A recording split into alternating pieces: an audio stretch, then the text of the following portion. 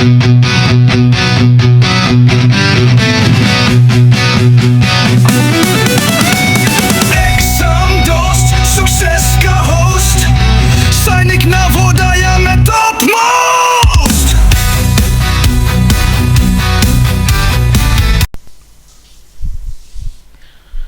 and welcome everyone.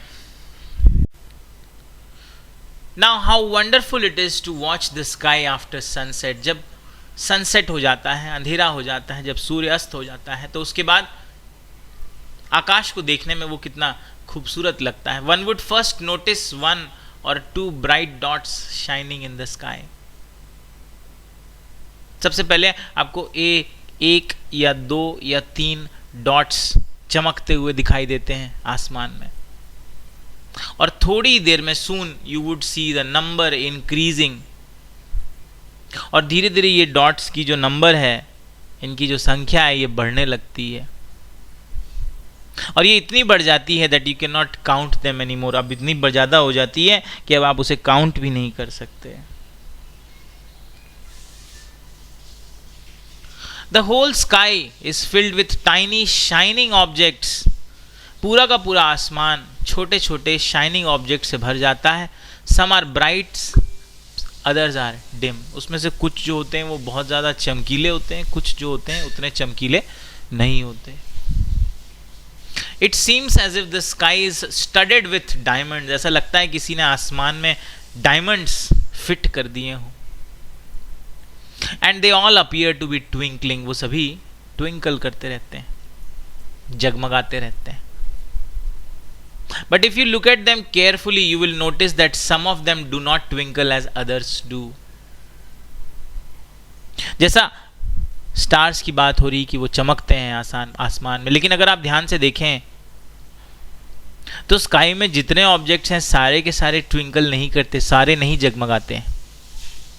उनमें से कुछ ही हैं जो चमकते हैं. The few are the ones which simply glow without any flicker, just as the moon shines. कुछ ऐसे भी ऑब्जेक्ट्स हैं वो फ्लिकरिंग नहीं करते, वो जगमग जगमग नहीं होते, वो सिर्फ शाइन करते हैं. जैसे मून शाइन करता है, ठीक उसी तरह. इन सारे ऑब्जेक्ट्स के अलावा, along with these bright objects, you may also see the moon on most of the days. अभी कल शरद पूर्णिमा होकर गई तो बहुत सुंदर चंद्रमा हमने देखा, जो कि लगभग सारे दिन दिखाई देता है. पर कभी कभी it appear at different times, in different shapes and at different positions. पर मून भी अपनी शेप चेंज करता रहता है, टाइम चेंज करता रहता है, अपनी पोजीशन को चेंज करता रहता है. और महीने में एक बार हमें full moon, we can see the full moon only once in about a month's time.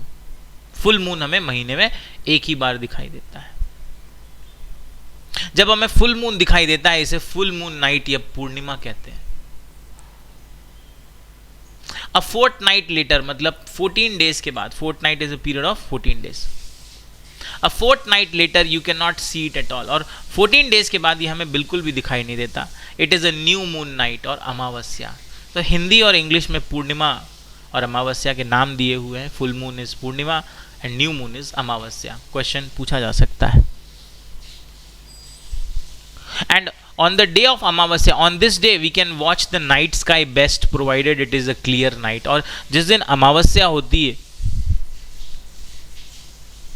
उस दिन नाइट में आपको स्काई का बहुत अच्छा विजन, बहुत अच्छा व्यू दिखाई दे सकता है, अगर वो एक क्लियर नाइट है, अगर क्लाउड्स नहीं है. अब इस पर एक क्वेश्चन आता है कि आखिर क्यों ये सिर्फ रात को दिखाई देते हैं, ये दिन में क्यों नहीं दिखते. Why can't we see the moon and all those bright tiny objects during daytime? We cannot see them during daytime. It is because the very bright light of the sun, जो सन की लाइट है, sunlight है, ये इतनी bright है that it does not allow us to see all these bright objects of the night sky. तो ऐसा है कि ये जो सारे ऑब्जेक्ट्स हैं ये दिन में भी प्रेजेंट हैं, ये वहीं आसमान में है, पर सनलाइट के बहुत ही ज़्यादा तेज होने की वजह से दिन में ये हमें दिखाई नहीं देते, ये हमें सिर्फ रात को ही दिखाई देते हैं। In the absence of sun ये विजिबल होते हैं। The sun, the moon and all those objects shining in the night sky are called celestial bodies. यहां पर सेलेस्टियल बॉडीज को डिफाइन किया है कि स्काई में जितने भी ऑब्जेक्ट्स हैं, जितनी भी शाइनिंग बॉडीज हैं, शाइनिंग ऑब्जेक्ट्स हैं, इन सभी को हम सेलेस्टियल बॉडी कहते हैं। Some celestial bodies are very big and hot, they are made up of gases. कुछ सेलेस्टियल बॉडीज बहुत बड़ी हैं, बहुत गर्म है, वो गैसेस की बनी हुई हैं। They have their own heat and light which they emit in large amount. उनकी अपनी हीट है, उनकी अपनी लाइट है, जिसको वो एमिट करते हैं, मतलब रिलीज करते हैं लार्ज अमाउंट में। और ये जिनकी अपनी हीट और अपनी लाइट है, ऐसी सेलेस्टियल बॉडीज को हम स्टार्स कहते हैं। हमारा सन भी एक स्टार है, our sun is a star. And all these twinkling, इस रात को जो आपको ट्विंकल करती हुई जो काउंटलेस ट्विंकलिंग स्टार्स हैं in the night sky, they are similar to the sun. ये हमारे बिल्कुल सन के जैसी हैं।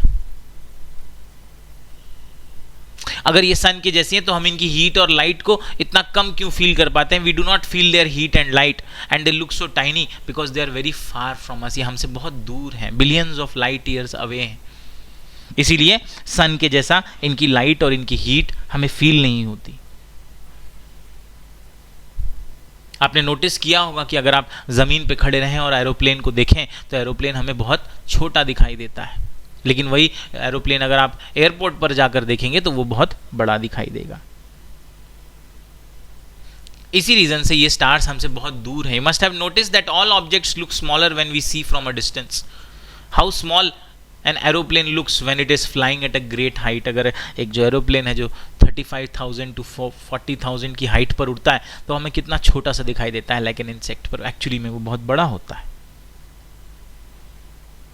नाइट स्काई की बात करें, while watching the night sky you may notice various patterns found by different group of stars। रात में अगर आप इन स्टार्स को देखें तो आपको कई सारे पैटर्न्स भी दिखाई देंगे, एक ग्रुप ऑफ स्टार्स दिखाई देंगे। इन्हें हम कॉन्स्टिलेशंस कहते हैं। कॉन्स्टिलेशन को डिफाइन कर दिया है, कलेक्टिव नाउन है, ग्रुप ऑफ स्टार्स को कॉन्स्टिलेशन कहा जाता है। The common constellations are Ursa Major और Big Bear. One of the most easily recognisable constellation is the Saptarishi और सप्त सेवन। सप्त का मतलब होता है सेवन, ऋषि का मतलब होता है सेजेस। ये भी एक बहुत ही कॉमन कॉन्स्टिलेशन है। It is a group of 7 stars that forms a part of Ursa Major constellation. 7 stars का एक ग्रुप है और ये उर्सा मेजर कॉन्स्टिलेशन का एक पार्ट है। इनफैक्ट एंशिएंट पीरियड में इन स्टार्स का बहुत ही इंपॉर्टेंट रोल था। इन एंशिएंट पीरियड, पिक्चर में देखिएगा, in ancient times people used to determine directions during the night with the help of stars. रात के अंधेरे में, रात के वक्त में डायरेक्शंस का पता लगाने के लिए, दिशा को पता करने के लिए इन स्टार्स को यूज किया जाता था। The North Star indicates the north direction. It is also called pole star. Question पूछा जा सकता है कि पोल स्टार या नॉर्थ स्टार, जनरली अगर क्वेश्चन में देंगे तो उसे नॉर्थ स्टार नहीं, वो पोल स्टार कहेंगे कि पोल स्टार हमें कौन सी डायरेक्शन बताता है। पोल स्टार हमें नॉर्थ डायरेक्शन बताता है। और पोल स्टार को देखना है आपको तो देखिए इन्होंने टेक्निक यूज की है। ये पॉइंटर स्टार्स हैं, ये सप्तऋषि हैं। सप्तऋषि के ये 2 स्टार्स 1 and 2, these 2, अगर इनसे एक स्ट्रेट लाइन आप खींचे तो ये लाइन आप देखिए ऊपर जा रही है, ऊपर जा रही है, और ये जो स्टार हमें दिखाई दे रहा है ये नॉर्थ स्टार है जो हमें नॉर्थ डायरेक्शन का पता बताता है। तो कहीं भी अगर आप रात के समय में आप खो जाएं, भटक जाएं, तो ये आप टेक्निक यूज कर सकते हैं कि ये सप्तऋषि देखिए, ये 7 स्टार्स हैं, इसके नीचे के 2 स्टार से स्ट्रेट लाइन खींचे तो ऊपर जो एक आपको छोटा सा स्टार दिखाई देगा ये नॉर्थ स्टार है जो आपको नॉर्थ डायरेक्शन, इसे पोल स्टार कहते हैं, जो आपको नॉर्थ डायरेक्शन बताएगा। टेक्स्ट बुक में दिया है, क्वेश्चन पूछा जा सकता है। Now it always remains in the same position. ये पोल स्टार की बात हो रही है कि पोल स्टार हमेशा एक ही पोजिशन पर रहता है in the sky, and we can locate the position of the pole star with the help of Saptarishi.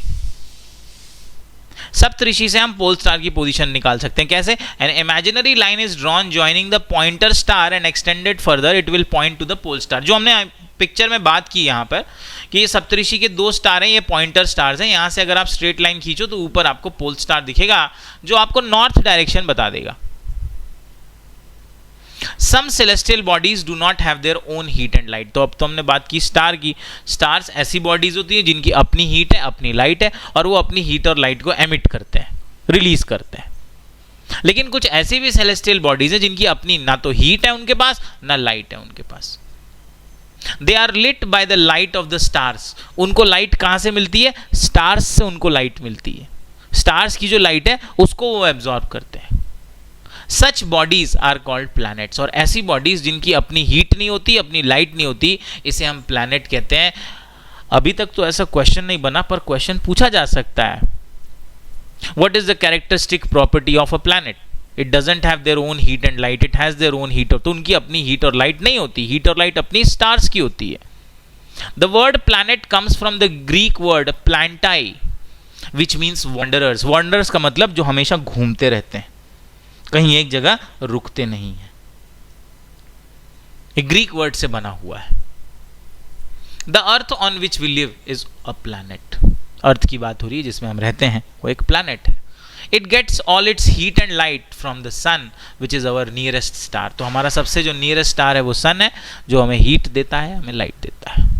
If you look at the earth from a great distance, say the moon, it will appear to be shining just as the moon. तो अगर हम अपने अर्थ को moon से देखें या बहुत दूर से देखें, तो जैसे हमको अर्थ से मून चमकता हुआ दिखाई देता है, वैसे ही हमें मून से देखें तो अर्थ भी चमकता हुआ दिखाई देगा। उसकी अपनी खुद की लाइट नहीं है, वो सन से लाइट लेता है।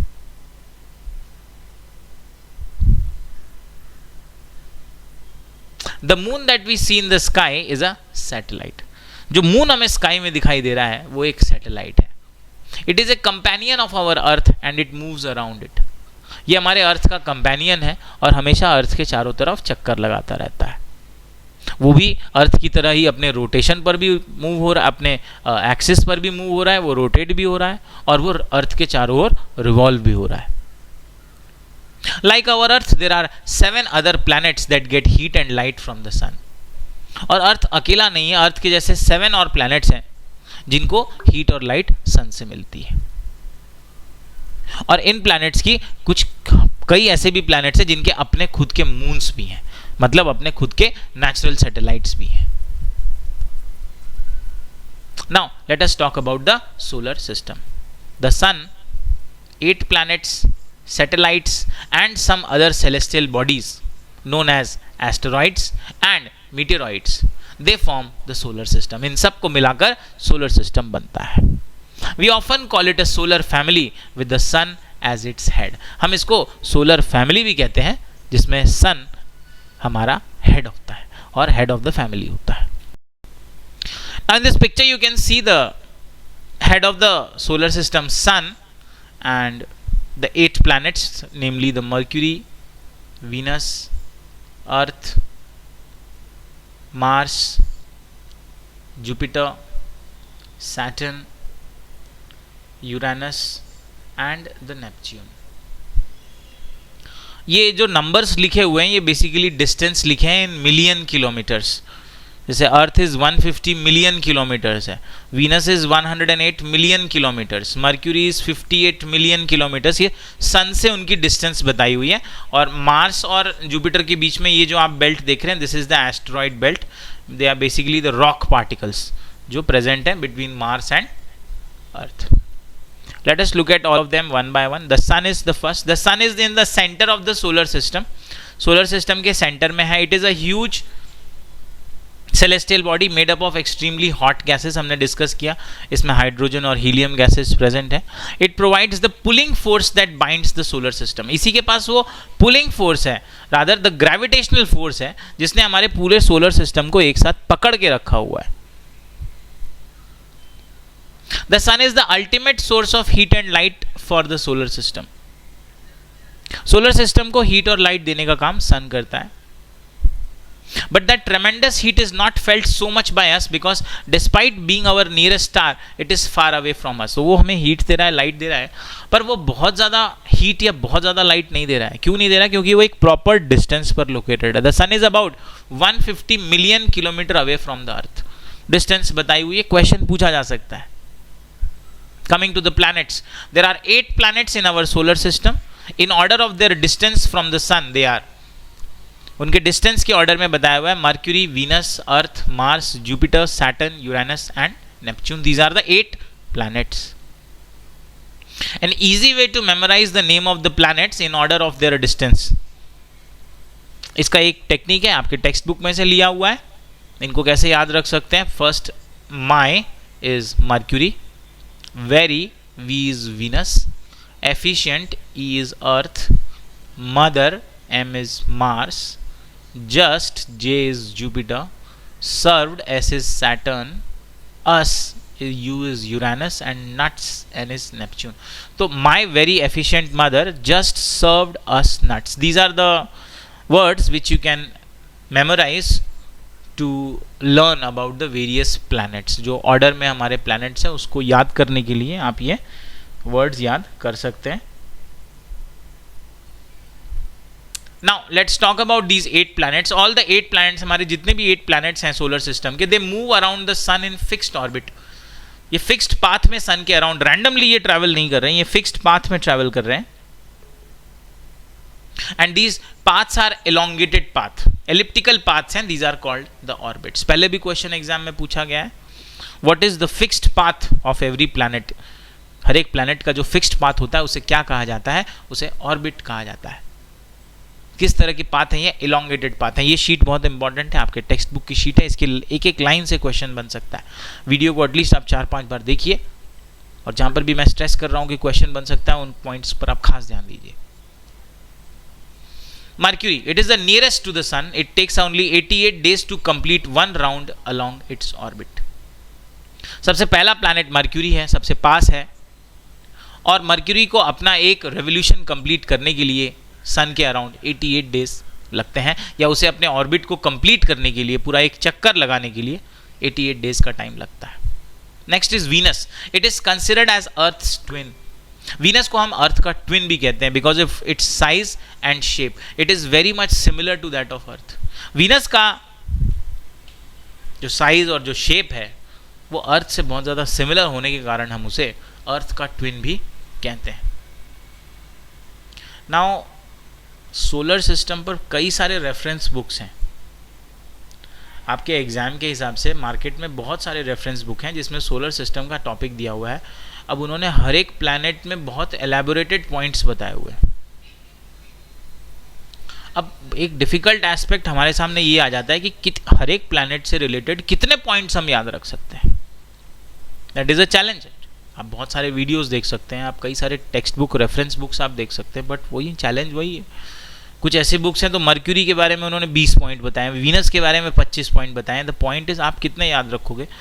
इंपॉर्टेंट ये है कि ये जो हम शीट डिस्कस कर रहे हैं प्लस एक और हम डिस्कस करेंगे, ये शीट आपके टेक्स्ट बुक की क्लास 6 की टेक्स्ट बुक से बनाई हुई है.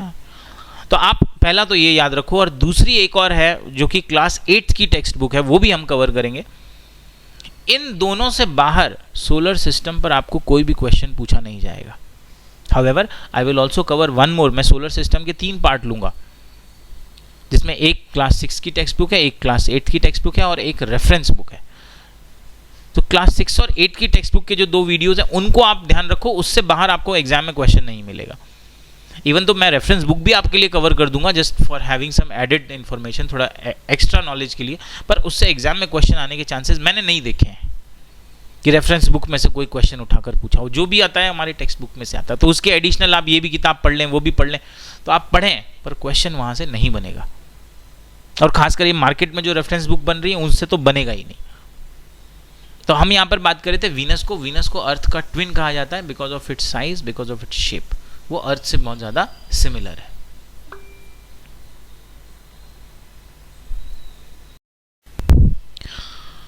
Now till recently, till August 2006, Pluto was also considered a planet. हमारे 8 नहीं total 9 planets थे. Pluto भी एक planet था. However, in a meeting of International Astronomical Union, a decision was taken that Pluto, like other celestial objects, for example Ceres 2003, UB 313, discovered in recent past, may be called a dwarf planet. तो 2006 में Pluto को हमने dwarf planet बना दिया. Next is the earth. The earth is the third nearest planet. Question पूछा जा सकता है. To the sum in size it is the fifth largest. तो थर्ड नियरेस्ट तो सिंपल है, कोई भी बता देगा कि अर्थ थर्ड नंबर का प्लैनेट है, लेकिन साइज में आप कंफ्यूज हो जाएंगे. तो साइज में क्या नंबर है उसका? फिफ्थ लार्जेस्ट है. पूछा जा सकता है question. It is slightly flattened at the poles. हमने बात की है कि नॉर्थ पोल और साउथ पोल में अर्थ क्या होता है? थोड़ा सा फ्लैट होता है, पूरा राउंड नहीं है.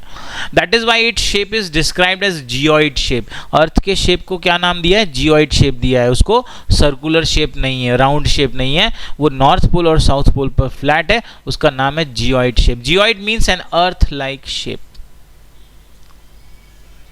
Conditions favourable to support life are probably found only on the earth. हमने पहले भी डिस्कस किया है कि लाइफ के एग्जिस्टेंस के लिए जो कंडीशंस चाहिए, लैंड चाहिए, एयर चाहिए, वाटर चाहिए, ये सिर्फ सब अर्थ पर मिलता है, इसीलिए यहाँ पर लाइफ एग्जिस्ट करती है. The earth is neither too hot nor too cold. It has water and air which are very essential for our survival. बहुत ज़्यादा यहाँ गर्मी नहीं है, बहुत ज़्यादा ठंडी नहीं है. यहाँ पानी भी है, यहाँ हवा भी है, जो लाइफ को सर्वाइव करने के लिए रिक्वायर्ड है. The air has life-supporting gases like oxygen, and because of these reasons, the Earth is a unique planet in the solar system.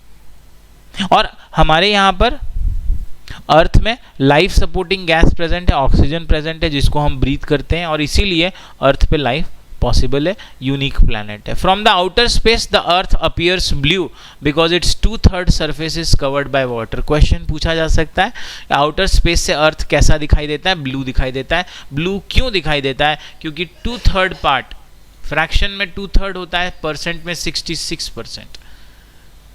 तो 66% पार्ट इसका वाटर से कवर है, फ्रैक्शन में 2/3 पार्ट पानी से कवर है, इसीलिए ये ब्लू प्लैनेट कहा जाता है. Therefore it is called a blue planet. Next is the Mercury. This is the additional part I have taken. One orbit around sun is 88 days and one spin on axis is 59 days. तो अपने axis पर, मतलब जो rotation है, rotation complete करने के लिए, इसको अपना एक रोटेशन करने के लिए 59 डेज लगते हैं, और सन के अराउंड रेवोल्यूशन करने के लिए इसको 88 डेज लगते हैं. So this is an additional information which I have collected just for the sake of information. ये टेक्स्ट बुक से मैंने थोड़ा सेपरेटली लिया है, बिकॉज ऑडली मैंने 1 or 2 questions I have seen in olympiad and all, जहाँ पर इन्होंने इस तरह के क्वेश्चन पूछ लिए थे. So this part I have covered. For mercury को रेवोल्यूशन 88 डेज और rotation 59 days. Venus, one orbit around sun means revolution 255 days and one spin on axis means rotation 243 days. Venus. Earth, one orbit around sun is 365 days, one spin on its own axis means rotation के लिए 1 day or 24 hours. Number of moons 1. After Earth it is Mars. Revolution, one orbit around the sun, revolution 687 days, rotation 1 day. Number of moons 2. Jupiter, one orbit around sun. For revolution it takes 11 years 11 months, around approximately 12 years के आसपास इसको एक revolution के लिए लगता है, और rotation is 9 hours 56 minutes, approximately 10 hours. Number of moons around 53. Saturn, one orbit around sun. तो रेवोल्यूशन के लिए इसको 29 years 5 months लगते हैं. सन का एक चक्कर लगाने के लिए 29 year 5 month. One spin on its axis, अपने एक्सिस पर रोटेट करने के लिए 10 hours 40 minutes. Number of moons about 53. Next is Uranus. One orbit around sun is 84 years. and one spin around axis is 17 hours 14 minutes. Number of moons 27. Neptune, one orbit around sun, the revolution is 164 years and one spin on its axis means rotation is 16 hours 7 minutes. Number of moon is 13. Next concept is the inner planet. Inner planets are very close to the sun. इनको terrestrial planets भी कहते हैं. They are made up of rocks. Outer planets,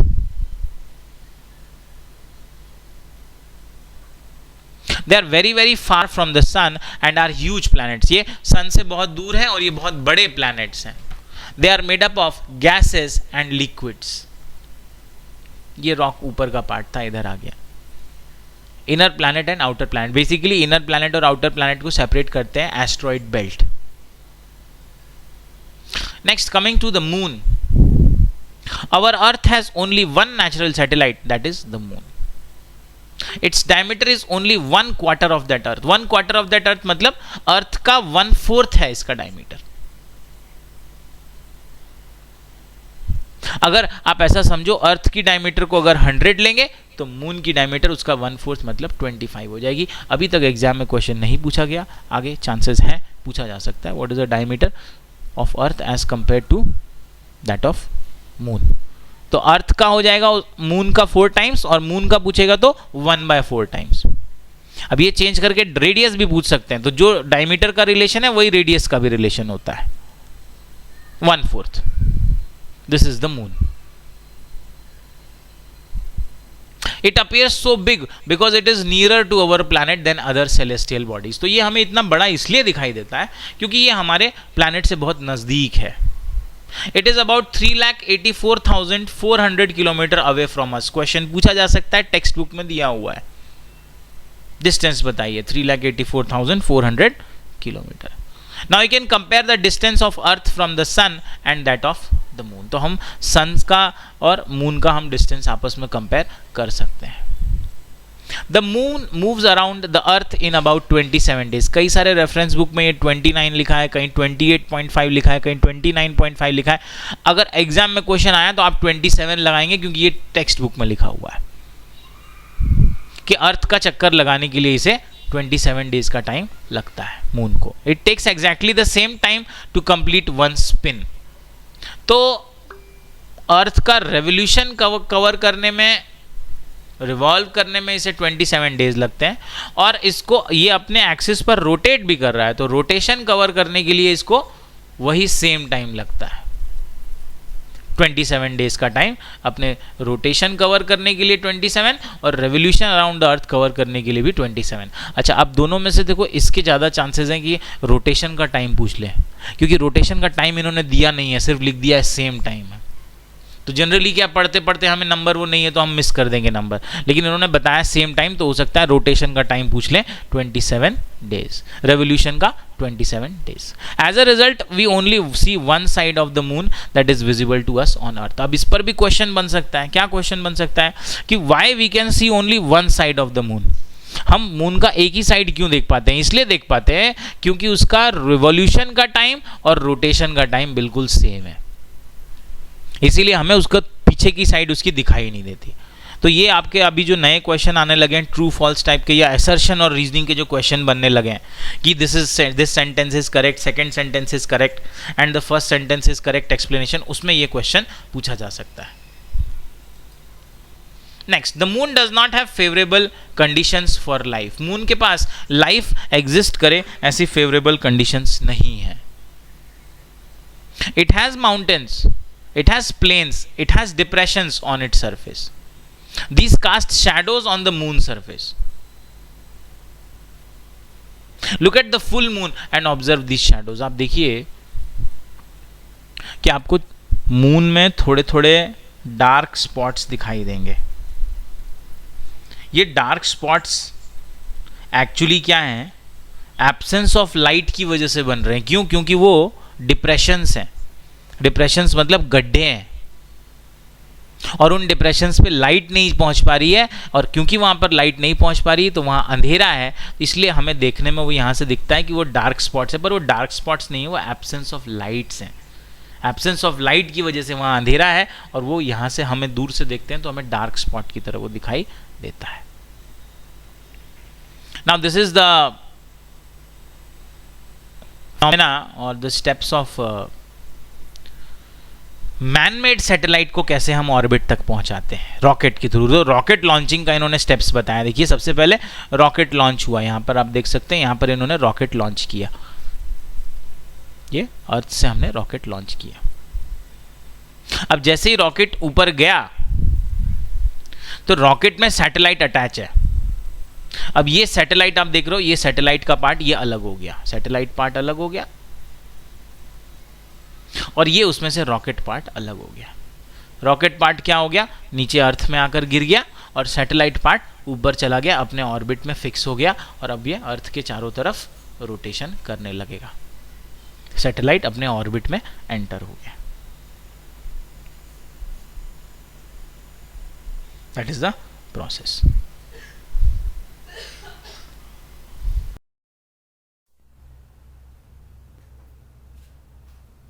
Now let us discuss the asteroids.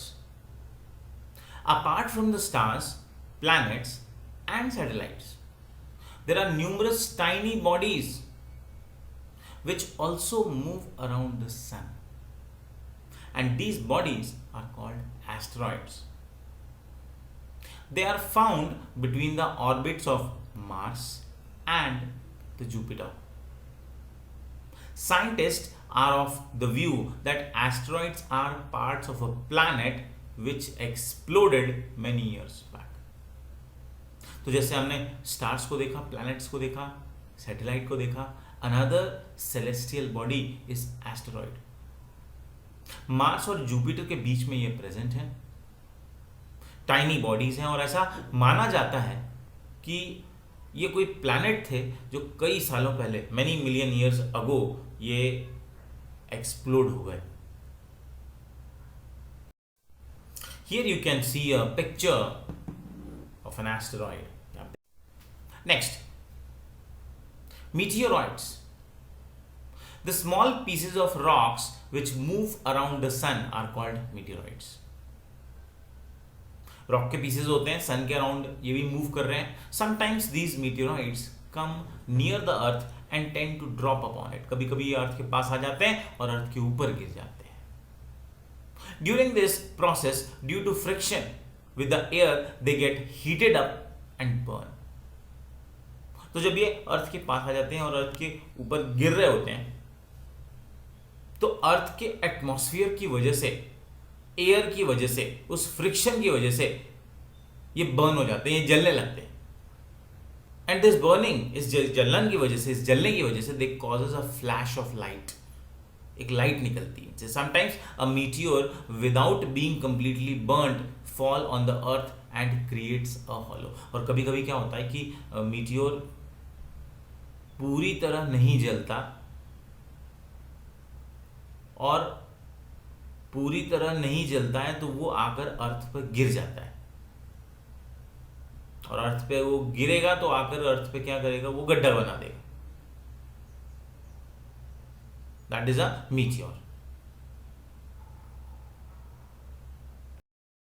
Here in this picture you can see the meteoroids moving around the sun. लेकिन जैसे ही वो अर्थ के atmosphere के पास आए, अर्थ की तरफ आ रहे हैं, तो अर्थ के एटमॉस्फेयर की वजह से, अर्थ के एटमॉस्फेयर में गैसेस प्रेजेंट है. उन गैसेस में जब ये बहुत स्पीडीली मूव करेंगे, when they will move at a very high speed, तो एयर के फ्रिक्शन की वजह से इसमें आग लग जाएगी. आग लग जाएगी तो ये जल जाएंगे. अच्छा, जो पूरी तरह नहीं जलेंगे और अर्थ पे गिर जाएंगे, वो मीटियोर बन जाएंगे, वो मीटियोर कहलाएंगे. That is a difference. Meteoroids मतलब उनमें आग लगी हुई है, और जब वो बुझ गए हैं, बुझ के वो गिर गए हैं, तब हम उन्हें मीटियोर्स कहेंगे. Coming to the next, the moon does not have conditions favorable for life. हमने पहले भी बात की कि मून के बाद लाइफ एग्जिस्ट कर पाए, लाइफ सर्वाइव कर पाए, ऐसी कंडीशंस नहीं है. It has mountains, it has plains and depressions on its surface. And these cast shadows on the moon surface. ये जो डिप्रेशंस हैं, ये जो माउंटेन्स हैं, ये शैडो फॉर्म करते हैं, क्योंकि जब इन पर सन की लाइट पड़ती है तो उनमें से शैडो फॉर्म होती है, और ये शैडो ही है जिनकी वजह से जो हमें उसमें डार्क स्पॉट्स, जो ब्लैक स्पॉट्स दिखाई देते हैं, these are nothing but the shadows formed by the mountains, depressions, absence of light की वजह से ही हमें ऐसा दिखाई देते हैं। अब समय मिले तो जरूर आप मून को देखिएगा और उनमें ये डार्क स्पॉट्स ढूंढिएगा, आपको ये शैडोज जरूर दिखाई देंगे। A white glowing path across the sky on a clear starry night, it is a cluster of millions of stars. This band is called the Milky Way galaxy. Our solar system is a part of this galaxy. In ancient India, it was imagined to be a river of light flowing in the sky. Thus, it was named Akash Ganga.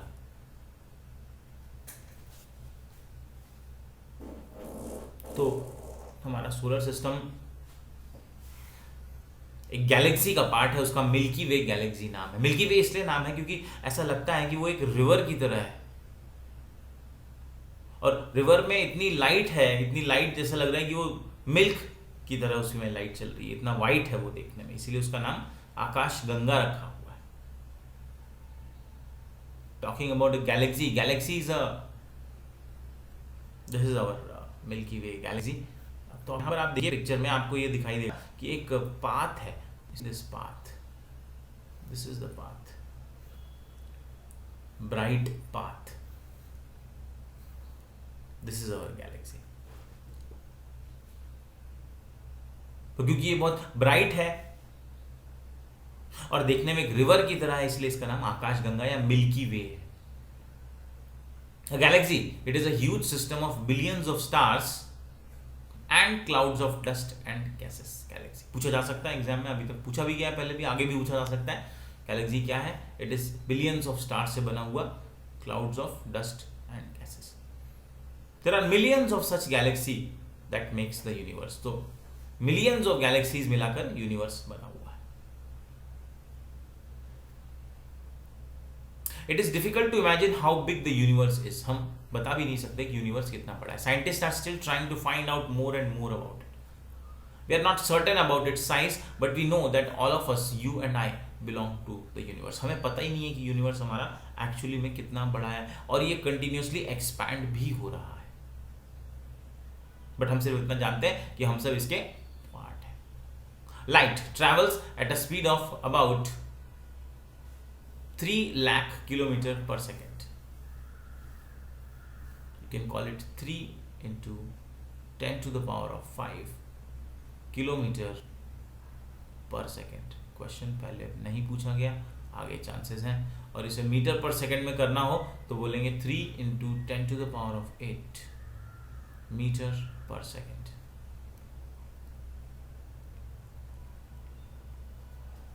This is the speed of light. Speed of sound is 300 meter per second.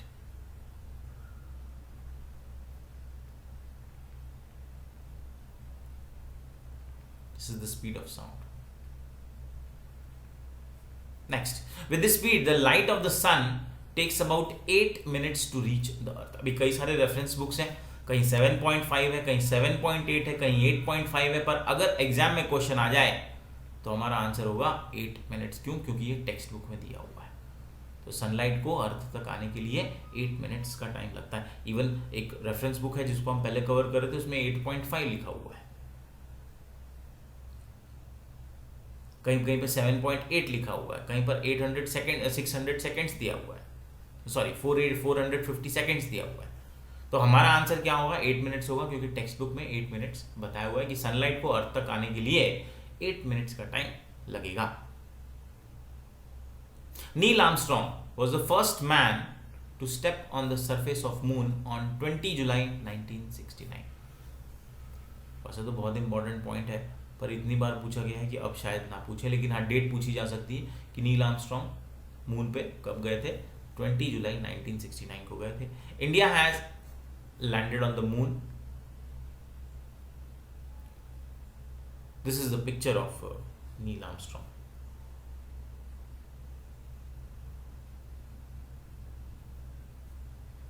Next, talking about a satellite. A satellite is a celestial body that moves around the planets in the same way as the planet move around the sun.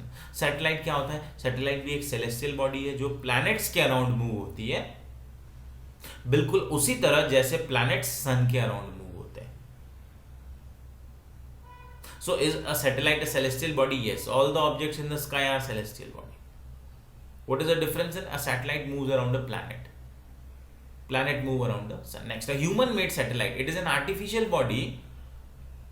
It is designed by scientists to gather information about the universe or for the communication. तो हमने भी कई सारे artificial satellite बना लिए जिससे हम universe की इंफॉर्मेशन के बारे में अगर हम कुछ कलेक्शन करना चाहते हैं या अगर हम कुछ कम्युनिकेशन वगैरह करना चाहते हैं तो हम सैटेलाइट को यूज करते हैं. It is carried bye a rocket and placed in the orbit around the earth. जैसे हमने पहले एक पिक्चर देखा था, इसको रॉकेट में अटैच कर देते हैं और इसे अर्थ के ऑर्बिट पर हम फिट कर देते हैं. Some of the Indian satellite in space are INSAT, IRS, EDUSAT. Question पूछा जा सकता है, अभी तक पूछा नहीं है, पूछा जा सकता है. इंडियन सैटेलाइट्स के नाम क्या है? ये मैन मेड सैटेलाइट्स हैं, इनसैट, IRS, एडुसैट.